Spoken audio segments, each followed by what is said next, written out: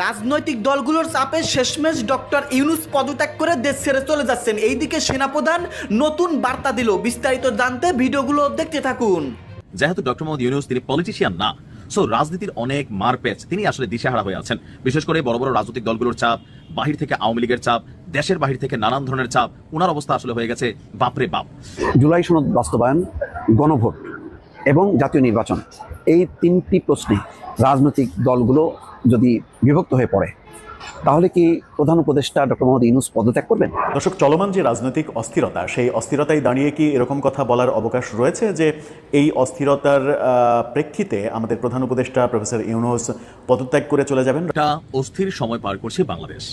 বিশেষ করে ডক্টর মোহাম্মদ ইউনূসের যে সরকার, আওয়ামী লীগ সরকারকে হটিয়ে যে সরকার এখন রাষ্ট্র কি বলা যে সরকারে আছে, নানাবিধ চ্যালেঞ্জ মোকাবেলা তাদেরকে করতে হচ্ছে। আর বিশেষ করে যেহেতু ডক্টর মোহাম্মদ ইউনূস তিনি পলিটিশিয়ান না, সো রাজনীতির অনেক মারপ্যাচ, তিনি আসলে দিশেহারা হয়ে আছেন।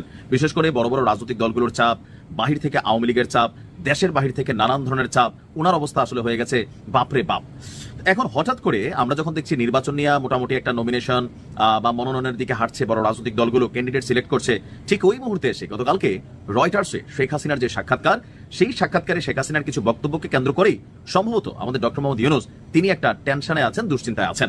কারণ শেখ হাসিনা প্রথমত তিনি যা ঘটছে এটার জন্য ক্ষমা চাইবেন না, কারণ তার বক্তব্য তার সরকারকে ষড়যন্ত্র করে হটানোর জন্য এই টোটাল জিনিসটা হয়েছে, সো তিনি ক্ষমা চাইবেন না। এরপর আসছে নির্বাচন নিয়ে স্পষ্ট বক্তব্য দিয়েছে যে আওয়ামী লীগকে ছাড়া যদি নির্বাচন করা হয় তাহলে সেই নির্বাচন টিকবে না, বা জাতির মধ্যে একটা বড় অংশের ভোটার যারা আওয়ামী লীগের তাদেরকে বাদ দিয়ে নির্বাচন করলে সেটা মেনে নেবে না। ইভেন এখানে তিনি নানান ধরনের বক্তব্য দিয়েছেন। এখন ডক্টর মোহাম্মদ ইউনূস অথবা ওনার যারা সহকর্মীরা আছেন তাদের মধ্যে কি এটার একটা রিফ্লেকশন হচ্ছে না?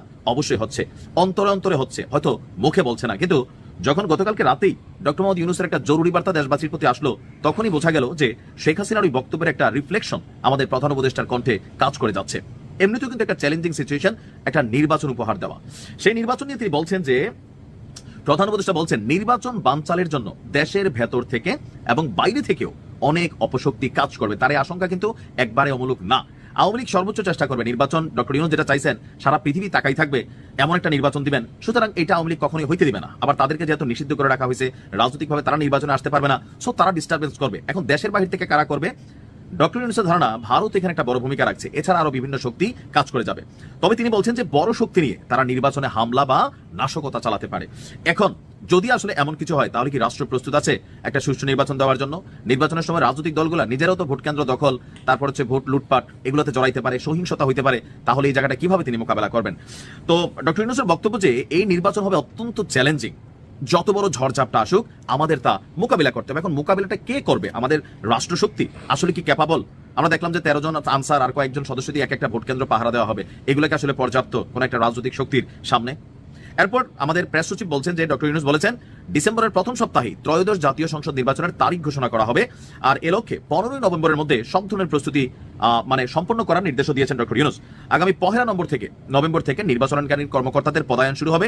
জেলা প্রশাসকদের দায়িত্ব বন্টনের জন্য 64 জেলার আপনার কি বলা হয় যে একটা বলয় তৈরি করা হচ্ছে। আরো জানানো হয়েছে নির্বাচন ঘিরে দেশ এবং বিদেশে কৃত্রিম বুদ্ধিমত্তা অর্থাৎ এআই ব্যবহার করে সামাজিক যোগাযোগ মাধ্যমে অপপ্রচার বিভ্রান্তি ছড়ানোর আশঙ্কা রয়েছে। আর এগুলোকে ঠেকাতে বিশেষ কমিটি নির্দেশেও গঠনের নির্দেশ দিয়েছেন প্রধান উপদেষ্টা। আইন শৃঙ্খলা রক্ষাকারী বাহিনী যে কোনো পরিস্থিতি মোকাবেলায় যেন প্রস্তুত থাকে সেটারও নির্দেশ দিয়েছেন। এছাড়া নির্বাচন ঘনিয়ে এলেও এখানে আরো অনেক কিছু হয়তো সামনে আসবে। আসলে কিন্তু একটা ক্রান্তিকাল সামনে আসতে যাচ্ছে নির্বাচনকে কেন্দ্র করে। নির্বাচন মানে ক্ষমতার খেলা, ক্ষমতায় যাওয়ার জন্য সবাই সর্বোচ্চ শক্তি প্রয়োগ করবে। যারা যাবে তারা চাইবে যাওয়ার, আর যারা আটকানোর তারা চাইবে আটকানোর। এখন এত বছর পরে যখন একটা নির্বাচন, গতকালকে শেখ হাসিনার বক্তব্য, সবকিছু মিলিয়ে নির্বাচনের আগে একটা বড় ধরনের সংঘর্ষ অথবা নেগেটিভিটির কিন্তু আশঙ্কা তৈরি হচ্ছে। দেখা যাক সরকার কতটা শক্ত হাতে মোকাবিলা করতে পারে। দর্শক, চলমান যে রাজনৈতিক অস্থিরতা, সেই অস্থিরতায় দাঁড়িয়ে কি এরকম কথা বলার অবকাশ রয়েছে যে এই অস্থিরতার প্রেক্ষিতে আমাদের প্রধান উপদেষ্টা প্রফেসর ইউনূস পদত্যাগ করে চলে যাবেন রাগে দুঃখে অভিমানে? তিনি হয়তো অভিমান করলেন যে আপনাদের মাল আপনারা বুঝে নেন, আমি এই ভেজালের মধ্যে নাই। যে বার্তাটা এর আগেও তিনি দিয়েছিলেন এবং বিএনপি মহাসচিব মির্জা ফখরুল একটা সাক্ষাৎকারে সেটা বলেছিলেনও যে তাদেরকে প্রধান উপদেষ্টা বলেছেন যে যদি অনৈক্য হয়, যদি এরকম বিষয় না হয়, ফেব্রুয়ারিতে যদি নির্বাচন না হয় তাহলে তিনি থাকবেন না।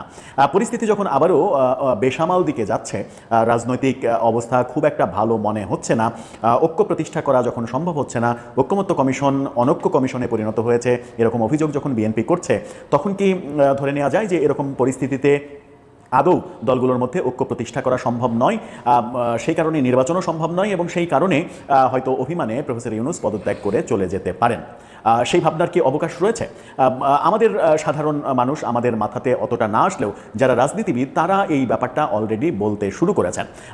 যেমন গতকালকে এবি পার্টির থেকে সংবাদ সম্মেলন করে আনুষ্ঠানিকভাবে বলা হলো যে এই প্রেক্ষাপট চলতে থাকলে প্রফেসর ইউনূস পদত্যাগ করতে পারেন। কি হতে পারে, কি হতে যাচ্ছে, ক্রমেই কি আমরা ধোঁয়াশাপূর্ণ অবস্থানের দিকে চলে যাচ্ছি? একটু বোঝার চেষ্টা করব এবি পার্টি কি বললো এবং কি পরিস্থিতি তৈরি হতে যাচ্ছে। থাকবেন পলিটিক্স টিভির নিয়মিত আয়োজনে।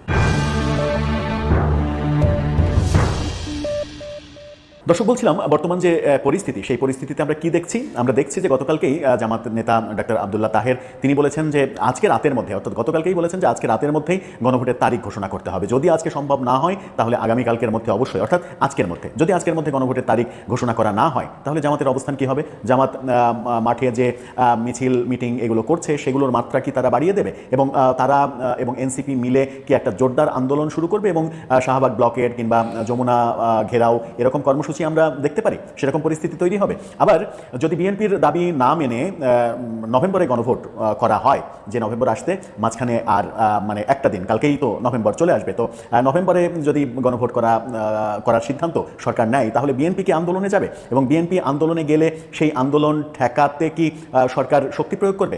এরকম পরিস্থিতি নিয়ে যখন আলোচনা হচ্ছে তখন এবি পার্টি থেকে বলা হচ্ছে যে যদি মানে এই ঐক্যমত্য না হয় তাহলে প্রফেসর ইউনূস পদত্যাগ করতে পারেন। কি বলছেন তিনি? সংবাদের শিরোনামটা আপনারা দেখে নিতে পারেন, দেশ টিভির শিরোনাম। সেখানে বলা হচ্ছে ঐক্যমত্য পৌঁছাতে ব্যর্থ হলে প্রধান উপদেষ্টাকে পদত্যাগ করতে হতে পারে। কেন এটা ভাবছেন তিনি? একটু ভেতরে যাই। জুলাই জাতীয় সনদ বাস্তবায়নে ঐক্যমত্য কমিশনের সুপারিশ নিয়ে আয়োজিত সংবাদ সম্মেলনে আমার বাংলাদেশ অর্থাৎ এবি পার্টি পক্ষ থেকে আবারও বিদ্যমান পক্ষগুলোকে অহমিকা এবং তর্ক বিতর্ক পরিহার করে জুলাই সনদ বাস্তবায়ন আদেশ কার্যকরে একমত হওয়ার আহ্বান জানানো হয়েছে তাদের পক্ষ থেকে। ঐক্যমত্য পৌঁছাতে ব্যর্থ হলে নির্বাচন অনিশ্চিত এবং প্রধান উপদেষ্টা প্রফেসর ইউনূস পদত্যাগ করতে পারেন, তাকে পদত্যাগ করতে হতে পারে, এমনটা তিনি বলছেন। এছাড়া সার্বিক পরিস্থিতি ভয়ানক রকম জটিল হয়ে পড়তে পারে বলে আশঙ্কা করছেন দলের চেয়ারম্যান মুজিবুর রহমান মঞ্জু। গতকালকে এই ব্যাপারে তিনি কথা বলেছেন। জুলাই সনদ বাস্তবায়নে ঐক্যমত্য কমিশনের সুপারিশ প্রসঙ্গে নিজের দলের অবস্থান তুলে ধরে তিনি বলেছেন, জুলাই জাতীয় সনদ বাস্তবায়নের উপায় নিয়ে অন্তর্বর্তী সরকারের কাছে গত মঙ্গলবার সুপারিশ পেশ করেছে। মোটা দাগে যেটা বলা হচ্ছে যে এই যে 9 মাসের যে বাধ্যবাধকতা, 9 মাসের সাংবিধানিক পরিষদ এবং তারপরে অটোমেটিক সংবিধানে এটা অ্যাপ্লাই হয়ে যাবে যদি সংসদ পাশ না করে, এই যে ব্যাপারগুলো করা হয়েছে সেই ব্যাপারগুলোকে মুজিবুর রহমান মঞ্জু সমর্থন করছেন এবং ঐক্যমত্য কমিশন যে প্রস্তাব দিয়েছে সরকারের কাছে সেই প্রস্তাবকে এবি পার্টি সমর্থন করছে। অনেকদিন আগে থেকেই একটা ধারণা কিন্তু ছিল যে এবি পার্টি মূলত রাজনৈতিক দলের বাতাবরণে সরকারের মুখপাত্র হিসেবেই কাজ করে যাচ্ছে। মুখপাত্র কিভাবে? সরকারের বিভিন্ন ব্যাপারে ইনিয়ে বিনিয়ে সরকারের পক্ষে জনমত তৈরি করাই এবি পার্টির মুখ্য কাজ, যেটা আমরা গত 14 মাস ধরে দেখে এসেছি। সরকার যেটা মানে গতকালকে একজন নেতা মন্তব্য করেছেন যে জামাত যেটা পারে না সেটা এনসিপিকে দিয়ে করায়। মানে তার মন্তব্যটা গ্রহণযোগ্য কিনা জানি না, কিন্তু আমার এই বাস্তবতা দেখে মনে হয় যে সরকার যেটা করতে চায় কিংবা সরকার যেটা ভাবে, সরকারের যেটা সিদ্ধান্ত সেটা মানে এবি পার্টি সেই ব্যাপারে কথা বলে তার পক্ষে এক ধরনের জনমত তৈরি করার চেষ্টা করে। অর্থাৎ সরকার যেটা করতে চায় সেটা এবি পার্টিকে দিয়ে বলায় কিংবা এনসিপিকে দিয়ে বলায়, এরকম 2-4টা দল রয়েছে যাদেরকে দিয়ে সরকার মূলত বলায় এবং এক ধরনের জনমত তৈরি করার চেষ্টা করে। এবি পার্টি বিএনপির স্পষ্ট বিরোধিতার মুখে দাঁড়িয়েও যখন এই ঐক্যমত্য কমিশনের প্রস্তাবনাকে শতভাগ সমর্থন করেন এবং তার ব্যাপারে যেমন তিনি বলছেন যে ঐক্যমত্য কমিশনের যে আলোচনা হয়েছে সেখানে যে নোট অফ ডিসেন্টের ব্যাপারগুলো ছিল, অর্থাৎ দলগুলো বিভিন্ন যে আপত্তি জানিয়েছে সেই আপত্তিগুলো তিনি বলছেন যে রাজনৈতিক দলগুলো আবারও একটু মিটিং করে সেগুলো কাটছাট করে সেগুলো উইথড্র করে নেওয়া উচিত, যেন পুরো প্রস্তাবনার উপরেই গণভোট হতে পারে। অর্থাৎ ঐক্যমত্য কমিশন যে প্রস্তাবনা দিয়েছে সেটার উপরেই গণভোট হোক, এটা এবি পার্টির চেয়ারম্যান বলছেন। এই কথা যখন বলছেন সেটা তো রাজনীতির বিবাদ মেটানোর কথা হতে পারে না, হওয়ার কথাও নয়। তার মানে যে তিনি একটা পক্ষে অবস্থান করে নিলেন, তিনি সরকারের পক্ষে এবং জামাত এবং এনসিপির পক্ষে অবস্থান নিলেন, এটা স্পষ্ট। আবার কোনো জায়গায় এরকমটাও তো আমরা শুনি যে এই বিএনপি এই এবি পার্টিকে রাজনৈতিক জোট করে, এনসিপিকে রাজনৈতিক জোট করে তারা ভোট করার পরিকল্পনা করছে। তাহলে কি এমন সমঝোতা তাদের মধ্যে হলো যে রাজনৈতিক কথন যখন তাদের মুখ থেকে বের হচ্ছে তখন বিএনপির বিরুদ্ধে তারা কথা বলছে, আবার রাজনৈতিক জোট করবে বিএনপির সাথে? ব্যাপারগুলো আসলে মেলে না। এবি পার্টি যখন বলছে যে মানে ওই নোট অফ ডিসেন্ট এগুলো সব উজ্জ্ব করে নেওয়া উচিত, ওইগুলো বাদ দিয়ে সরাসরি গণভোট হওয়া উচিত, অর্থাৎ হ্যাঁ না গণভোট হওয়া উচিত, এরকম প্রেক্ষাপটে আমার মনে হয় যে সমস্যা সমাধানের কোনো কুল কিনারা খুঁজে পাওয়া যাচ্ছে না। জামাত থেকে দাবি করা হচ্ছে যে আজকের মধ্যেই গণভোটের তারিখ ঘোষণা করা হবে, করতে হবে। এনসিপি থেকে দাবি করা হচ্ছে নির্বাচনের আগে গণভোট এবং জুলাই সনদ বাস্তবায়ন করতে হবে, আইনে পরিণত করতে হবে, যদিও সংবিধান অনুযায়ী সংসদের বাইরে এটা আইনে রূপান্তরিত করার কোনো ওয়ে নাই, কিন্তু তারা বুঝতে চায় না। বুঝতে যেহেতু চায় না, সেহেতু বিএনপির সঙ্গে ঐক্য প্রক্রিয়াটা জটিল পর্যায়ে চলে যাচ্ছে। এই জটিল পর্যায়টা যদি সরকার নিরসন করতে না পারে, তাহলে মুজিবুর রহমান মঞ্জু যে কথাটা বলেছেন, একটা কথা হয়তো বাস্তবতায় রূপ নিতে পারে, সেটা হচ্ছে যে প্রফেসর ইউনূস ভাবতে পারেন এই ঝামেলার মধ্যে আমি আর থাকবো না, কারণ তিনি দায়িত্ব নেওয়ার পর থেকে অনেক প্রত্যাশা জমা হয়েছিল মানুষের বুকের মধ্যে, মানুষ অনেক বেশি মানে আশাবাদী হয়েছিলেন। সেই আশাবাদী হওয়া মানুষগুলো ক্রমশই নিরাশ হতে শুরু করেছেন এবং নিরাশার সর্বনিম্ন স্তরে কিন্তু মানুষে এখন এসে দাঁড়িয়েছে। সেই মুহূর্তে মানুষের এত নিরাশার মধ্যে কিংবা জনপ্রিয়তার এত মানে মানে ঘাটতি হওয়া সত্ত্বেও, জনপ্রিয়তা চলে যাওয়ার পরেও প্রফেসর ইউনূস এরকম অসম্মানজনক কর্মকাণ্ডের সঙ্গে নিজেকে জড়িয়ে রাখবেন এবং রেখে নিজেকে আরও বেশি বিতর্কিত করবেন, এরকম মানুষ তো তার হওয়ার কথা নয়। কারণ আন্তর্জাতিকভাবে তিনি এতটাই প্রসিদ্ধ যে বাংলাদেশের এই রাষ্ট্রপ্রধানের মানে সরকার প্রধানের দায়িত্ব পালন করতে এসে যদি তার সমস্ত সারা জীবনের সমস্ত অর্জন যদি বিসর্জন দিতে হয়, তাহলে সেই কর্মকাণ্ডের মধ্যে তিনি কেন থাকবেন? এই কথাটা কিন্তু খুবই গুরুত্বপূর্ণ যে এরকম পরিস্থিতি সামাল দিতে যদি সরকার ব্যর্থ হয়, তাহলে প্রফেসর ইউনূসের পদত্যাগের ঘটনাও আমরা দেখতে পারি। সামনে আরও অনেক কিছু বোধহয় অপেক্ষা করছে আমাদের জন্য। দর্শক, আপনার কি মনে হয়, শেষ পর্যন্ত কি প্রফেসর ইউনূস মানে ক্ষোভে, দুঃখে, রাগে, অভিমানে পদত্যাগও করে ফেলতে পারেন? তাহলে জটিল যে পরিস্থিতি হবে সেটা জুলাই সনদ বাস্তবায়ন, গণভোট এবং জাতীয় নির্বাচন, এই তিনটি প্রশ্নে রাজনৈতিক দলগুলো যদি বিভক্ত হয়ে পড়ে, তাহলে কি প্রধান উপদেষ্টা ডক্টর মোহাম্মদ ইউনূস পদত্যাগ করবেন? এমন একটা শঙ্কার কথা বলেছেন এবি পার্টির চেয়ারম্যান মুজিবুর রহমান মঞ্জু। গুরুত্বপূর্ণ বিষয়, কিন্তু এর আগে আপনাদের নিশ্চয়ই মনে আছে যে ৩-৪ মাস আগে তেমনই একটি রাজনৈতিক পরিস্থিতিতে ডক্টর মোহাম্মদ ইউনূস কিন্তু পদত্যাগ করতে চেয়েছিলেন। সেই কথাটা নাহিদ ইসলাম বিবিসির কাছে প্রকাশও করেছিলেন। তারপর উপদেষ্টা পরিষদের বৈঠক হয়, সেই বৈঠকে অধিকাংশ উপদেষ্টা ডক্টর মোহাম্মদ ইউনূসের পাশে থাকেন এবং বলেন যে আপনি দৃঢ় থাকেন, এবং তখন পরিস্থিতিটা সামাল হয়। বিএনপি সহ অন্যান্য রাজনৈতিক দলগুলো বৈঠক করে, জিনিসটা মানে তখন মিনিমাইজ হয়। প্রধান উপদেষ্টা তার অভিমান প্রত্যাহার করেন এবং তিনি কাজ শুরু করেন। এখন পরিস্থিতিটা ওই ৩-৪ মাস আগের অবস্থার যদি বিবেচনা করা হয়, এখন পরিস্থিতি কিন্তু আরও নাজুক। যেমন গণভোট আগে চায়, বিএনপি চায় নির্বাচনের দিন, পার্থক্য। জুলাই সনদ বাস্তবায়নে সাংবিধানিক আদেশ চায় জামাত, এনসিপি। বিএনপি চায় যে এটা জুলাই সনদ কার্যকর করবে জাতীয় সংসদ, এই সরকারের সেই এখতিয়ার নেই। তাহলে অবস্থান কিন্তু একদম বিপরীতমুখী অবস্থানে। সেই অবস্থানটা বলছেন যে মুজিবুর রহমান মঞ্জু কি বলছেন, যে রাজনৈতিক দলগুলো ঐক্যমত্য পৌঁছাতে ব্যর্থ হলে নির্বাচন অনিশ্চিত হবে এবং একই সঙ্গে ডক্টর মোহাম্মদ ইউনূস পদত্যাগ করে চলে যেতে পারেন। তিনি বলেন তখন পরিস্থিতি ভয়ানক জটিল হওয়ার আশঙ্কা আছে। যদি ডক্টর মোহাম্মদ ইউনূস পদত্যাগ করেন, তাহলে পরিস্থিতি জটিল হবে, এই কথা তিনি বলছেন।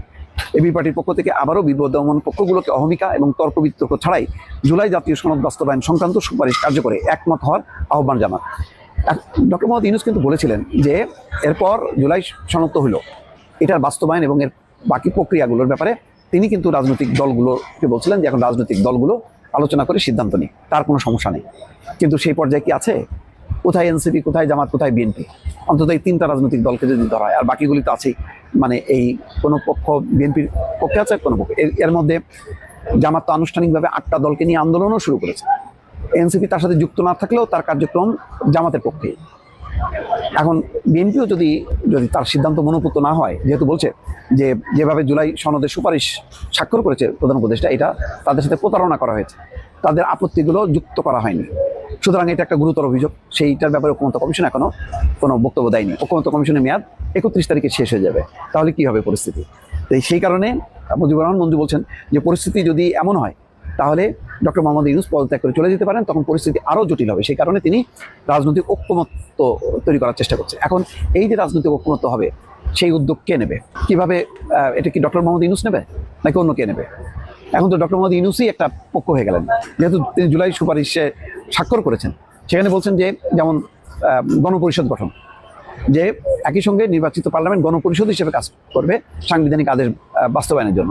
কোনো গণপরিষদ তো এটা কেউ চাপাই দিতে পারে না, এটা জাতীয় সংসদই সিদ্ধান্ত নেবে। বলে যে এই ধরনের কোনো অধ্যায় এটা মানে স্বয়ংক্রিয়ভাবে যে 270 দিন পর পাশ হয়ে যাবে এরকম অটো পাশের কোনো সিস্টেম সংবিধানে নাই। ফলে বড় ধরনের আইনগত এবং সাংবিধানিক এখন বিতর্ক, সেই বিতর্ক নিরসনে রাজনৈতিক দলগুলো আলোচনা করে একমত হবে, পরিস্থিতি কিন্তু তেমন না। এইটা ডক্টর মোহাম্মদ ইউনূস ধারাবাহিকভাবে আলোচনা করে